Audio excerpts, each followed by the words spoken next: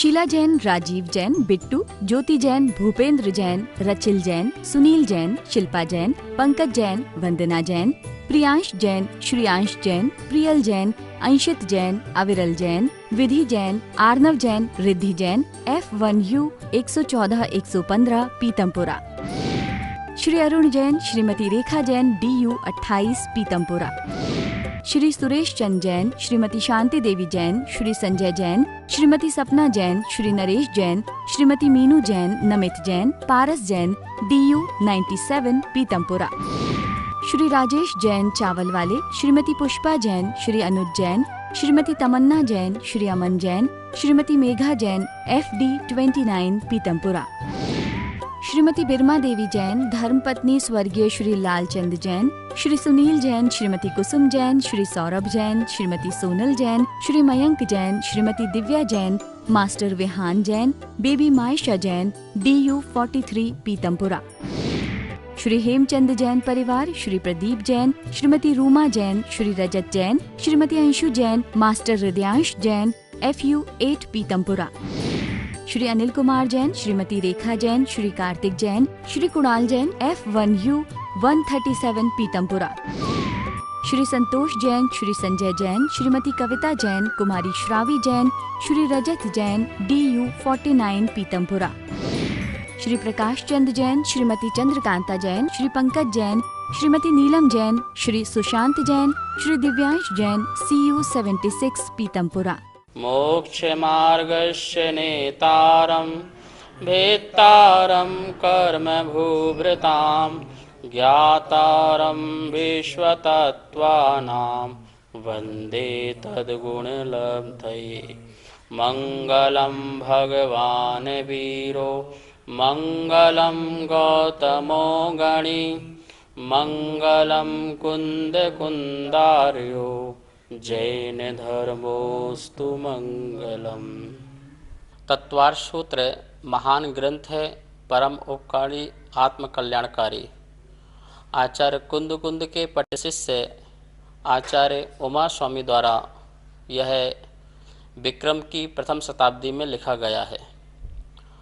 यह तत्वार्थ सूत्र 10 अध्यायों में, जिसमें 7 तत्वों का विशद रूप से वर्णन पाया जाता है, सूत्रात्मक शैली में है। संस्कृत इसकी भाषा है।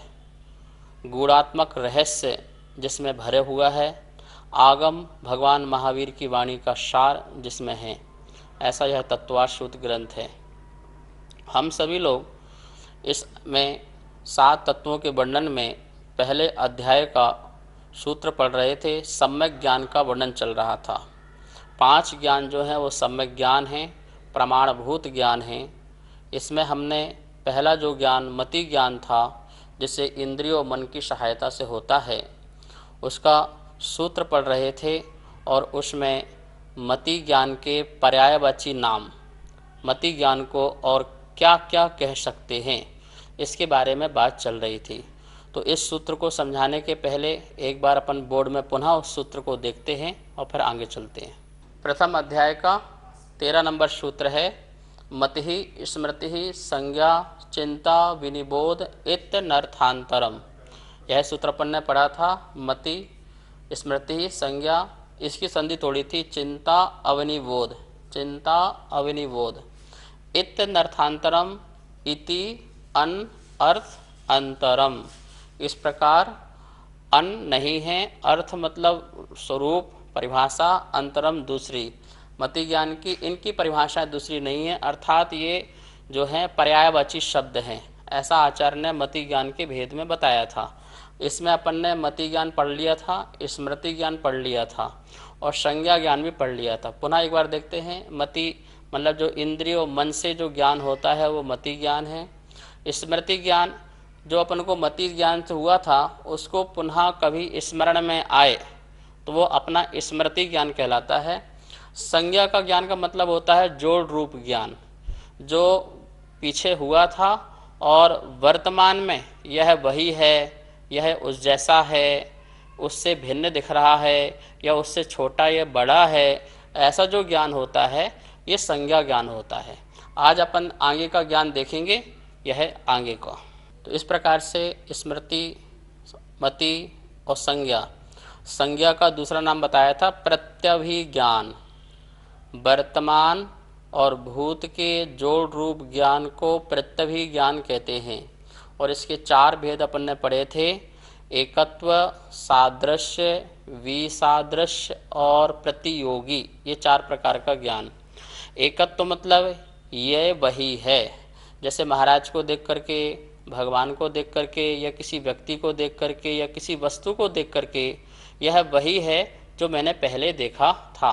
इस प्रकार का जो उसको ज्ञान होता है वो उसे कहते हैं एकत्व प्रत्यभिज्ञान। सादृश्य प्रत्यभिज्ञान, यह उस जैसा ही है जो अपन ने भूत में देखा था, और वर्तमान में किसी व्यक्ति या वस्तु को देख करके ये उस जैसा है, वही तो नहीं है पर उस जैसा है। ऐसी जो मेमोरी है, ऐसी जो उसका ज्ञान है, उसे कहते हैं सादृश्य प्रत्यभिज्ञान। तीसरा नंबर का है विसादृश्य प्रत्यभिज्ञान।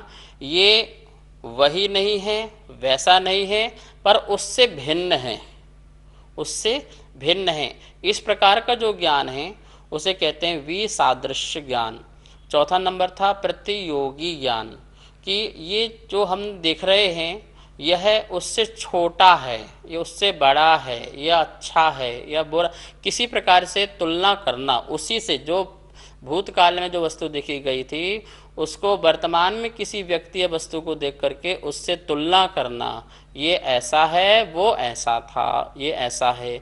इस प्रकार का महानुभाव, इसे अपन आध्यात्म में भी लगा सकते हैं, अपने में भी लगा सकते हैं। जैसे कि मुझे एक उपदेश मिला, मुझे ज्ञान हुआ, तो यह वही है। इस प्रकार से हम कैसे लगा सकते हैं कि मैं जो भूतकाल में था, जिस पर्याय में था, आज भी मैं वही पर्याय में हूँ, तो लगेगा कि मैं ये वही है, वही चीज़ है, ऐसा लगा सकते हैं।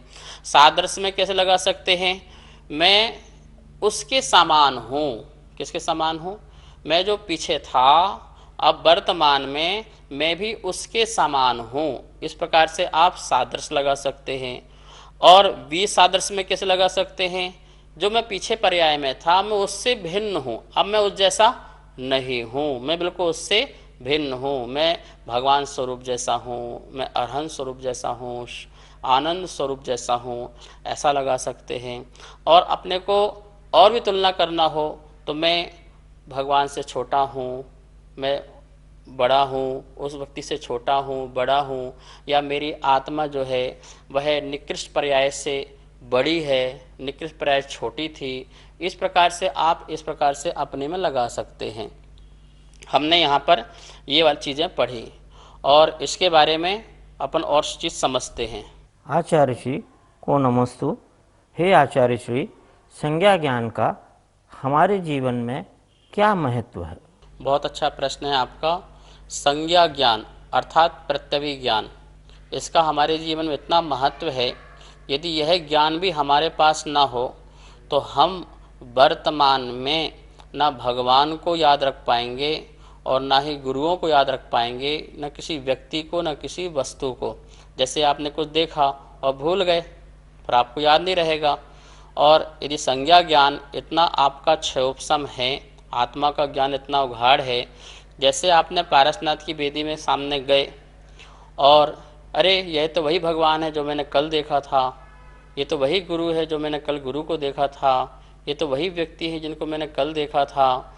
तो ऐसा देख करके उसके प्रति हमें गुणानुराग आएगा, उसके प्रति भक्ति आएगी, सम्मान का भाव, आदर का भाव। और इससे दुरुपयोग भी हो सकता है, किसी से आपसे लड़ाई हो जाए, ये तो वही है जिससे मेरी बात हो गई थी, जिससे झगड़ा हो गया था, तो उसको देख करके क्रोध भी आ सकता है। तो किसी को देख करके करुणा भी आती है, किसी को देख करके क्रोध भी आता है, किसी को देख करके राग आता है, किसी को देख करके वैराग आता है। तो जब हमें वो पूर्व का स्मरण आता है, यह वह व्यक्ति है जिससे मुझे झगड़ा हुआ था, यह वह व्यक्ति है जिससे मुझे ज्ञान मिला था, जिससे मुझे मोक्ष मार्ग मिला था, तो उसके प्रति आदर, भक्ति, सत्कार हर प्रकार से आते हैं। तो ये प्रत्यभिज्ञान ज्ञान से यदि हम फायदा उठाना चाहते हैं, यदि हमारा प्रत्यभिज्ञान ज्ञान पूर्ण रूप से उजागर है, तो इसके माध्यम से हम प्रतिदिन रोज देव शास्त्र गुरु के दर्शन करके, ओहो प्रभु आपके दर्शन यही वही हैं जैसे मैंने कल भी किया था, यह शास्त्र वही है जैसे मैंने कल पढ़ा था, ये वही गुरु हैं जैसे मैंने कल नमस्कार भक्ति आराधना की थी। तो उससे हमारा क्या होगा, कंटिन्यूता में धर्म ध्यान चलता रहता है। तो इस प्रत्यभिक ज्ञान से हमें इस प्रकार से फायदे भी धर्म ध्यान के हो सकते हैं। आचार्य श्री नमस्तु। आचार्य श्री, प्रत्यभिक ज्ञान के बल से यदि मुझे मेरा कोई शत्रु दिखाई दे तो हमें क्या करना चाहिए? ज्ञानी और अज्ञानी, अज्ञानी जो होता है अपने ज्ञान का दुरुपयोग करता है, इसलिए वो अज्ञानी कहलाता है, और ज्ञानी वह है जो अपने ज्ञान का सदुपयोग कहलाता है। यदि हमें प्रत्यभिक ज्ञान है, अर्थात किसी को देख करके अरे यह तो वही शत्रु है ऐसा भी लग सकता है, अथवा अरे यह तो वही आदमी दिख रहा है जैसा मेरा शत्रु था तो मुझे शत्रु याद आ गया, तो इस प्रकार से उस पूर्ण शत्रु की हमें याद आ सकती है। लेकिन यहाँ पर जो ज्ञानी व्यक्ति है वो अपने ज्ञान से अपने को संभाल सकता है कि जो भी हो मेरे स्मरण में आया, लेकिन वो शत्रु जो था वो उस समय की पर्याय थी, अब की पर्याय नहीं है। अब अवस्था अलग है, समय अलग है, काल अलग है, सब कुछ बदल गया है। जो पानी आया था वो बह गया है, वो चला गया है। इस प्रकार से ज्ञानी उसको देखकर भी अपनी आलोचना कर सकता है कि मैंने क्यों उससे शत्रुता रखी, क्यों मैंने उससे बैर भाव रखे, और मेरा क्या बिगड़ा, उसका क्या बिगड़ा, और जो है इस प्रकार से विचार करते हुए, इस प्रकार से चिंतन करते हुए अपने को संबोधन कर ले उस प्रत्यभिक ज्ञान के बल से, और प्रतिक्रमण कर ले, आलोचना कर ले कि जो भी मेरे से मन वचन काया से इस प्रकार से कार्य हुए हों वो कार्य मेरे मिथ्या हों, दूषित हों, नष्ट हों। इस प्रकार से हम अपने आप को प्रत्यभिक ज्ञान के बल से भी अपने आप को संभाल सकते हैं। तो इस प्रकार से आपने देखा स्मृति, मति और प्रत्यभिक ज्ञान के बारे में अपन ने समझा। अब अपन यहाँ पर देखेंगे, आपको यहाँ पर स्लाइड दिखाई दे रही होगी, और इसमें अपन जो चिंता नाम का जो मति ज्ञान का पर्यायवाची शब्द था उसके बारे में समझते हैं। आचार्य पूज्यपाद स्वामी ने कहा है चिंतनम इति चिंता, जो चिंतवन है, जो तर्क है, वह चिंता कहलाती है। आप अनेक प्रकार के जो तर्क वितर्क कर सकते हैं वो चिंता, वो ज्ञान भी मति ज्ञान में आता है। पर यहाँ पे तर्क का मतलब क्या है? व्याप्ति के ज्ञान को तर्क कहते हैं। किसके ज्ञान को कहते हैं? व्याप्ति के ज्ञान को तर्क कहते हैं। अब उसे चिंता भी कह सकते हो, उसे तर्क भी कह सकते हो, दोनों एकार्थवाची हैं। तो व्याप्ति ज्ञान किसे कहते हैं? अविनाभावी ज्ञान। अब आप बोलेंगे ये कौन कौन से वर्ड आते जा रहे हैं? कभी आपने तर्क बोला, कभी व्याप्ति बोला, कभी अविनाभावी बोला। महानुभाव, ये जैन धर्म के कुछ टेक्निकल वर्ड्स हैं जिन्हें हमें ज्ञात रहना चाहिए। अविनाभाव का मतलब है ये वस्तु है तो वो वस्तु होगी, ये नहीं है तो वो नहीं होगी, ऐसा अविनाभाव संबंध। ये है तो वो है, वो नहीं है तो ये है। जैसे ज्ञान है तो आत्मा जरूर होगी, और आत्मा है तो ज्ञान जरूर होगा। ऐसा नहीं हो सकता है कि ज्ञान कहीं अलग हो और आत्मा कहीं अलग हो। तो जो एक दूसरे के बिना नहीं रह सकते हैं उसे कहते हैं अपन व्याप्ति ज्ञान। इसी को अविनाभावी ज्ञान कहते हैं। ठीक है ना? धुआं दिख रहा है, इसका मतलब क्या है? वहां पर अग्नि अवश्य। तो आप देखिए यहाँ पे स्लाइड में लिखा है तर्क। तर्क की परिभाषा क्या लिखी हुई है? व्याप्ति के ज्ञान को तर्क कहते हैं। कौन से ज्ञान को? व्याप्ति के ज्ञान को तर्क कहते हैं। अब व्याप्ति किसे कहते हैं? तो उसी के नीचे लिखा हुआ है साध्य के अभाव में साधन के अभाव को, तथा साधन के सद्भाव में साध्य के सद्भाव को व्याप्ति कहते हैं। बात समझ में आई? क्या कहना चाह रहे हैं कि साधन का अभाव है तो साध्य का भी अभाव हो जाएगा, और साध्य का सद्भाव, साधन का सद्भाव है तो साध्य का भी सद्भाव हो जाएगा। जैसे मैंने आपको बताया अग्नि, तो जहाँ जहाँ धुआं है वहाँ वहाँ अग्नि है। तो अग्नि क्या हो गया? अपने लिए अग्नि तो हो गई साध्य, ठीक है ना, वो अपन ने बनाया उसको साधन। तो इस प्रकार से जैसे लिखा है अग्नि और धुआं, इन दोनों का साधन साध्य संबंध है, ये व्याप्ति है। ये कौन सा ज्ञान है? ये व्याप्ति ज्ञान है। इसी प्रकार से अपन अध्यात्म, ये तो उदाहरण दिया है, ऐसे अपन अध्यात्म में लगाओ कि जहाँ पर ज्ञान है तो वह आत्मा है, आत्मा है तो ज्ञान है। इन दोनों का जो संबंध है वो अविनाभाव संबंध है, दोनों कभी अलग नहीं हो सकते।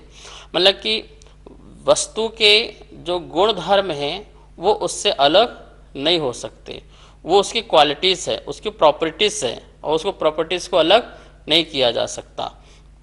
तो यहाँ पर किसी किसी व्यक्ति को इस प्रकार का सम्यक ज्ञान होना, मति ज्ञान में भी तर्क वाला ज्ञान होना, व्याप्ति वाला ज्ञान होना, जिससे वस्तु तत्व का निर्णय हो सके, सम्यक मार्ग का उजागर हो सके, तो ऐसे ज्ञान की यदि हमें प्राप्ति हुई है तो हमें उसको सम्यक उपयोग करना चाहिए, क्योंकि हर किसी को इस प्रकार का ज्ञान की प्राप्ति भी नहीं हो पाती है। तो हमें इस ज्ञान से क्या लाभ हो सकता है? हम इस ज्ञान से वस्तु तत्व का अच्छी तरह से निर्णय कर सकते हैं, तत्व का अच्छी तरह से विचार कर सकते हैं। चिंतनम, चिंता, ये चिंता तुम्हारी वाली चिंता बात नहीं कर रहे हैं जो घर संसार की चिंताएं होती हैं, ये मति ज्ञान की एक व्यवस्था बता रहे हैं। ज्ञान की अनेक श्रेणियां होती हैं, उस श्रेणी में एक चिंता नाम की श्रेणी है, उससे हम तर्क से वस्तु तत्व की सिद्धि कर सकते हैं, पदार्थ की सिद्धि कर सकते हैं। उसे ज्ञान को, उस ज्ञान के मति ज्ञान को तर्क मति ज्ञान कहा जा रहा है यहाँ पर। तो इस प्रकार से यहाँ पर ये हुआ। अब इसका अपन उदाहरण देखते हैं, स्लाइड में यहाँ पर देखिए क्या लिखा है। साध्य, साध्य के पास क्या लिखा है? अग्नि। क्या लिखा है? साध्य क्या है? अग्नि। साधन क्या लिखा है? धुआं। धुआं, साधन क्या लिखा है? धुआं। और उसके आगे लिखा है साध्य मतलब आत्मा। साधन क्या लिखा है? ज्ञान। तो जहाँ जहाँ धुआं है वहाँ वहाँ अग्नि है, जहाँ जहाँ ज्ञान है वहाँ वहाँ आत्मा है। ठीक है, जैसे लगा सकते हो जहाँ जहाँ मंदिर है वहाँ वहाँ जैन है, जहाँ जहाँ जैन मंदिर है वहाँ वहाँ जैन है। तो ये साधन से साध्य के ज्ञान को, साधन से साध्य के ज्ञान को यहाँ पर तर्क ज्ञान कहा जा रहा है। ये तर्क है ना, हमने तर्क दिया। क्या तर्क दिया? ऐसा है तो ऐसा है, ऐसा नहीं है तो ऐसा नहीं है, इसका नाम तर्क है। जैसे साध्य पुद्गल है तो साधन क्या है? रंग। जैसे अपन देखे सफ़ेद है, ये काला है, ये नीला है, तो ये क्या साधन हुआ? हमने इससे पता किया कि ये जड़ पदार्थ है। ठीक है ना, हमको इसका पता करना है, कैसे पता? ये वाइट है तो वाइट है, सफ़ेद रंग है, सफ़ेद रंग है तो मतलब ये जड़ है, क्योंकि ये जड़ का स्वरूप है। रूप रस गंध और वर्ण किसका स्वरूप है? ये जड़ का स्वरूप है, निर्जीव का स्वरूप है। तो हमने निर्जीव स्वरूप को किसी एक साधन पकड़ा, हमने उसको पता कर लिया। ऐसे अपन ने आत्मा के बारे में पता करना, अपन ने एक साधन पकड़ा और आत्मा को पकड़ लिया। तो ये ऐसा ज्ञान, ऐसी प्रगटता होना, ऐसा क्षोसम प्रकट होना, ये भी बहुत बड़ी बात होती है। महानुभाव, ये पेड़ पौधों आदियों को इस प्रकार का ज्ञान नहीं हो पाता है। उनको तो अपने से खाने पीने का ही ज्ञान में लगे हुए हैं। अपने को, आत्मा को समझने के लिए या वस्तु स्वरूप समझने के लिए वो अलग ज्ञान नहीं है। ये तो पांच इंद्रिय व्यक्ति जो जीव हैं उनको मति ज्ञान का और ज़्यादा, शुद्ध ज्ञान का और ज़्यादा उघाड़ है। आत्मा में कर्म का लेयर कटी हुई है जिससे वो ज्ञान प्रकट है। पर उसके साथ साथ सम्यक ज्ञान भी होना, सम्यक ज्ञान में वस्तु स्वरूप का निर्णय होना, वो अपने आप में बहुत बड़ी बात होती है। तो यहाँ पर अपन ने देखा कि यहाँ पर कमंडल रखा है, महाराज जी कमरे के बाहर कमंडल रखा है, तो इसका मतलब महाराज जी यहाँ पर हैं। कमंडल देख ली तो क्या हो गया? महाराज जी यहाँ पर हैं। ये महिलाएं पानी भर के ला रही हैं, तो अपन ने क्या देखा कि या तो यहाँ पे पास में नदी होगी या कुआं होगा या नल होगा।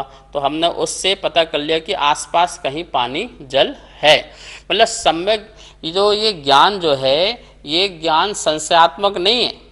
साधन है तो साध्य जरूर होगा, निश्चित होगा। ऐसा ज्ञान की प्राप्ति होना, ये मुनि है तो मोक्ष है, ऐसा साधन से साध्य का ज्ञान प्राप्त करना। हमारे पास दूसरी वस्तु अभी सामने नहीं दिख रही है, पर उसका एक चीज दिख रही है जिससे दूसरी वस्तु का पूरा ज्ञान हो रहा है। ऐसे हमारे पास ज्ञान, हम ज्ञान से सुख दुख का अनुभव कर रहे हैं, इसका मतलब कि परम सुख की प्राप्ति भी हो सकती है, इसका मतलब परम आनंद की प्राप्ति भी हो सकती है। इसी को सम्यक ज्ञान कहते हैं। तो महानुभाव, ये हुआ तर्क वाला ज्ञान और इसका उदाहरण। अब लास्ट वाला है अवनिबोध। कौन सा है वो? अवनिबोध। इसको अनुमान ज्ञान भी कहते हैं। कौन सा ज्ञान कहते हैं इसको? अनुमान। एक अनुमान होता है, आप लोग जो सामान्य चर्चा में करते हैं, हाँ ऐसा मेरा अनुमान है, तो वो तो उसमें संशय है, उसमें क्या है? संशयात्मक बुद्धि है। पर यहाँ पर संशयात्मक बुद्धि की बात नहीं चल रही है कि हाँ मेरा अनुमान होगा, ये 1 किलो होगा या 5 किलो होगा, ये व्यक्ति ऐसा होगा, वो व्यक्ति ऐसा होगा, वो अनुमान ज्ञान नहीं। अनुमान ज्ञान भी सम्यक ज्ञान है, इसलिए यथार्थ ज्ञान क्या लगाना है? यथार्थ। जैसे देखा ना, कमंडल देखा तो महाराज निश्चित हैं, ऐसा यथार्थ। अनिश्चित ज्ञान नहीं लगाने का। अनुमान ज्ञान यहाँ पे क्या है? निश्चित ज्ञान है। क्या लिखा है यहाँ पर स्लाइड में देखिए, साधन से साध्य के ज्ञान को अनुमान ज्ञान कहते हैं।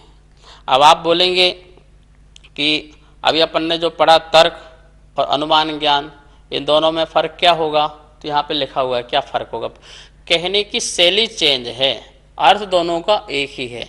हम ऐसे खाओ या ऐसे खाओ, ये बात बता रहे हैं। क्या लिखा है? जहाँ तर्क क्या बताया था? जहाँ जहाँ ज्ञान होता है वहाँ वहाँ आत्मा। पहली बात अपन ये कह सकते हैं। अनुमान में ज्ञान में क्या कह सकते हैं? इस व्यक्ति में ज्ञान है अतः यह आत्मा है। क्या दोनों कथन करने क्या हुआ? जहाँ जहाँ ज्ञान है वहाँ वहाँ आत्मा है। पहली बात अपन ने ये तर्क दिया। दूसरी बात क्या कही? कि जिस व्यक्ति में ज्ञान है वो व्यक्ति जीव है, वो व्यक्ति आत्मा है। तो ये अनुमान ज्ञान हो गया। तो कहने का मतलब है ये मति ज्ञान की ही बहुत सारी श्रेणियां हैं। आचार्य भगवान हमें ज्ञान के बारे में अनेक प्रकार से समझा रहे हैं कि ये वाला ज्ञान है तो भी मति ज्ञान है, ये वाला ज्ञान है तो भी मति ज्ञान है, ये भी ज्ञान है तो मति ज्ञान है। मतलब जो इंद्रिय और मन की सहायता से होने वाला जो ज्ञान होगा उसे अपन मति ज्ञान कहेंगे। इस प्रकार से यहाँ पर पर्यायवाची शब्द कहे। महाराज श्री नमोस्तु। हे महाराज श्री, मति ज्ञान विकल्प रूप है या निर्विकल्प रूप है? मति ज्ञान जो है वह साविकल्प ज्ञान ही है, निर्विकल्प ज्ञान नहीं है। हाँ, मति ज्ञान के एक अवग्रह नाम का जो ज्ञान होता है उसमें हम कथनचित कह सकते हैं कि वह ज्ञान जो है कुछ अंश निर्विकल्प रूप है, लेकिन बाकी सभी जो मति ज्ञान हैं जो इंद्रिय मन की सहायता से होते हैं वो सभी ज्ञान इच्छापूर्वक होते हैं, इसलिए वो साविकल्प ही हैं। और उस साविकल्प ज्ञान पूर्वक शुद्ध ज्ञान जो होता है उसमें भी अनेक साविकल्पता पाई जाती है, उससे और विशेष वस्तु को जाना जाता है। जैसे मति ज्ञान से हमको हवा लगी शरीर में, तो हमको ज्ञान हुआ कि हवा लगी। जो ये लगा ये विकल्प हुआ ना, हवा लगी वो विकल्प है। अब ये ठंडी है, गर्म है, नुकसानदायक है, लाभदायक है, इस प्रकार का जो विचार हो रहा है ये श्रुत ज्ञान में चला गया। ये कौन सा ज्ञान चला गया? ये श्रुत ज्ञान चला गया। मति ज्ञान के द्वारा जो ज्ञान हुआ था उसको विशेष रूप से जो हमने जानने की चेष्टा की, विचार किया, चिंतन मंथन मनन किया, वो हमारा शुद्ध ज्ञान के विषय में चला जाता है। लेकिन आपको हवा लगी तो आपको विकल्प तो हुआ ना, आपको स्पर्शन इंद्रिय के माध्यम से ये ठंडा है ऐसा ज्ञान हुआ। आपने भोजन रखा मुंह में और उसको रखते ही जो आपको ज्ञान हुआ रस का, तो वो मति ज्ञान है। अब वो मेरे लिए वो अच्छा है, खराब है, नुकसानदायक है, ऐसा जो ज्ञान है वो शुद्ध ज्ञान में चला जाएगा। इसी प्रकार से कर्ण में हमको सुनाई दिया, जो सुना हमने, हमको समझ में नहीं आया पर हमने सुना, तो जो सुनना हुआ वो हमारा मति ज्ञान है। अब वो हमारे लिए किस प्रकार का यूज लायक है, उसको रखना है, छोड़ना है, तो वो शुद्ध ज्ञान में गया। इस प्रकार से पांचों इंद्रिय और मन संबंधी जो भी हमें ज्ञान हो रहा है मति ज्ञान संबंधी, वो हम उसे निर्विकल्प नहीं कह सकते हैं, क्योंकि हमारा आत्मा का उसमें उपयोग जाता है। इंद्रियों के माध्यम से आत्मा पराधीन होकर के उसमें उपयोग लगाती है। हाँ, उसमें जो विचारने की जो शक्ति है वो शक्ति की अपेक्षा आप उसे निर्विकल्प कह सकते हैं, क्योंकि वो विचारने की जो शक्ति है वो नेक्स्ट ज्ञान है, वो नेक्स्ट पर्याय वाला ज्ञान है, जैसे अपन श्रुत ज्ञान कहते हैं। तो इस प्रकार से मति ज्ञान भी देखा जाए तो वो सविकल्पात्मक ही है, निर्विकल्प नहीं है। आचार्य श्री नमस्तु। आचार्य श्री, मति ज्ञान के जो पर्यायवाची शब्द बताए हुए हैं, क्या यह एक दूसरे से जुड़े हुए हैं क्या? मति ज्ञान के जो ये 5 नाम बताए, मति, स्मृति ही, संज्ञा, चिंता, अवनिबोध। संज्ञा का नाम प्रत्यभिज्ञान और चिंता का नाम तर्क ज्ञान और अवनिबोध का नाम अनुमान ज्ञान भी है। ये सभी ज्ञान एक दूसरे से जुड़े हुए हैं। अपन यहाँ पर स्लाइड में देखेंगे इसका जो आंसर है, आप देखिए समाधान इसका कैसे दिखा है। यहाँ लिखा है स्मृति, प्रत्यभिज्ञान, तर्क ज्ञान, अनुमान ज्ञान। स्मृति के नीचे लिखा हुआ है मति ज्ञान पूर्वक स्मृति ज्ञान होता है। स्मृति ज्ञान अपने आप नहीं हो जाता है, पहले आपको मति ज्ञान हुआ होगा, अर्थात पूर्व में आपको ज्ञान जो हुआ उसका जो स्मरण हुआ वो हुआ स्मृति ज्ञान। अब प्रत्यभिज्ञान में क्या लिखा है, मति प्लस स्मृति ज्ञान, दो ज्ञान मिलकर के प्रत्यभिज्ञान बना, दो ज्ञान मिलकर के प्रत्यभिज्ञान बना, मति प्लस स्मृति ज्ञान जोड़ बन के प्रत्यभिज्ञान। तीसरा नाम लिखा तर्क ज्ञान। तर्क ज्ञान में क्या दिया हुआ है, मति प्लस स्मृति प्लस प्रत्यभिज्ञान, ये तीन ज्ञान मिलकर के तर्क ज्ञान बन जाता है। इस तर्क ज्ञान में मति भी आ जाता है, स्मृति भी आ जाती है और प्रत्यभिज्ञान भी आ जाता है।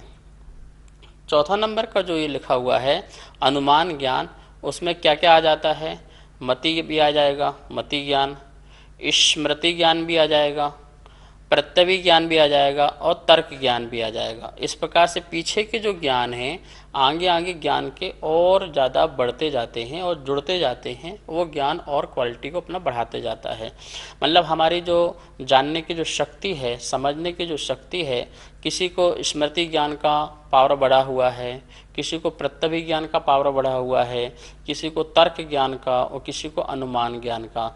जैसे जैसे हमारे ज्ञान मति ज्ञानावरण कर्म का क्षोभम होते जाएगा, वैसे वैसे हमारे स्मृति की, प्रत्यभिज्ञान की, तर्क की, अनुमान ज्ञान की, ये जानने की शक्ति क्या हो जाएगी, आत्मा में बढ़ती जाएगी और उससे हमारा पूरा ये डेवलपमेंट हो जाएगा। इस प्रकार से आपने यहाँ पे देखा कि आप ये सारे ज्ञान में एक दूसरे से जुड़ करके यह हमें आत्मा के लिए जानने के लिए, वस्तु तत्व को जानने के लिए सहायक बन सकते हैं। ऐसे ज्ञान यदि हमें प्राप्त हुआ है तो आप सब भाग्यशाली हैं और इस ज्ञान से आप सम्यक ज्ञान बढ़ाइए, अपने जीवन को सफल और सार्थक करेंगे। शेष विषय जो है कल चलेगा। अब हम सब लोग जिनवाणी स्तुति करेंगे। जावाणी के ज्ञान से सूझे लोकालोक, सो वाणी मस्तक धरो सदा देत हो धोक। हे जिनवाणी भारती तो हे जपो दिन रेन, जो तेरा सरना धरे सो पावे सुख चैन। सभी को बहुत बहुत मंगल आशीर्वाद।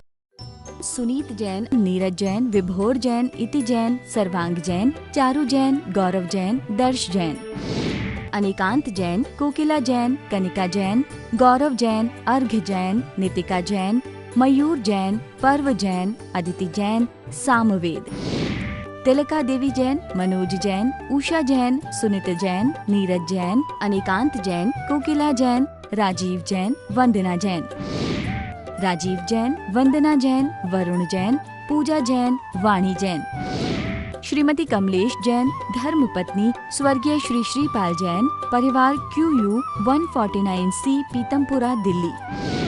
श्रीमती आशा जैन, धर्मपत्नी श्री सुखमाल चंद जैन, चावल वाले।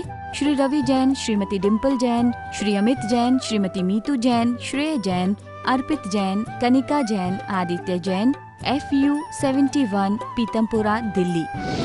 श्रीमती केला जैन, श्री जगदीश राय जैन, श्रीमती उषा जैन, श्री कुलभूषण जैन, श्रीमती प्रीति जैन, श्री संजय जैन, मोनाल जैन, हाद्विक जैन, साक्षी जैन, DU 5, पीतमपुरा, दिल्ली। श्री संजय जैन, श्रीमती रचना जैन, श्री सक्षम जैन, श्री उत्कृष्ट जैन, श्री दीपक जैन, श्रीमती स्वाति जैन, उन्नति जैन, आगम जैन, F1U1, पीतमपुरा।